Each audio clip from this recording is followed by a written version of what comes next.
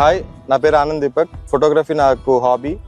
Especially ఈ కోరంగి, దర్యాలదిప్ప, మడ అడవులు, ఈ బ్యాక్ వాటర్స్ అన్నవి ఆంధ్రప్రదేశ్లోనే చాలా రేర్ స్పాట్స్. సో మనకి ఇలాంటి బ్యాక్ వాటర్స్ కావాలంటే మనం గోవాలోనో, లేకపోతే పాండిచ్చేరిలోనో, లేకపోతే వెస్ట్ బెంగాల్లో ఉన్న సుందర్బాన్లోనో మాత్రమే ఉన్నాయి. సో ఇక్కడ ఎస్పెషల్లీ చాలా అరుదైన bird species and animal species కూడా ఇక్కడ కనబడుతూ ఉంటాయి.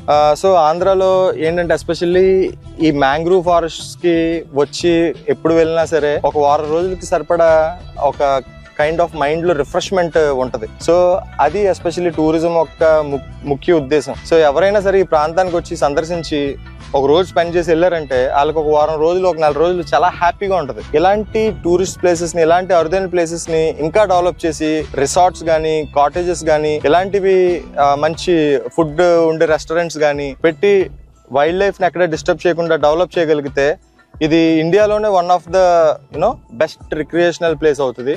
సో ఇలాంటి అభివృద్ధి కానీ చెందాలి అంటే నిజంగానే మనకి మల్లాడి కృష్ణారావు గారు అన్న ఆయన మళ్ళీ ఎమ్మెల్యే కింద రావాలి. ఎందుకంటే గత 5 ఏళ్లలో ఈ ప్రాంతంలో ఎటువంటి డెవలప్మెంట్ లేదని చెప్పి స్థానికులు చెప్తున్నారు. ఇక్కడ కానీ ఆయన అనుకున్న విజన్ లో కానీ మళ్ళీ డెవలప్ చేయగలిగితే ఇక్కడ ఉన్న ఉపాధి రెట్టింపు అవుతుంది అండ్ ఈ చుట్టుపక్కల ఉన్న రియల్ ఎస్టేట్ వాల్యూ కూడా బాగా పెరుగుతుంది. అంతేకాకుండా మన యానానికి ఇది ఒక టూరిస్ట్ డెస్టినేషన్ కింద ఒక ఐడెంటిటీ వచ్చే ఛాన్స్ ఉన్న ప్రాంతం అయితే ఈ మడ అడవులే. దయచేసి మీ ఓటుని సద్వినియోగం చేసుకోండి.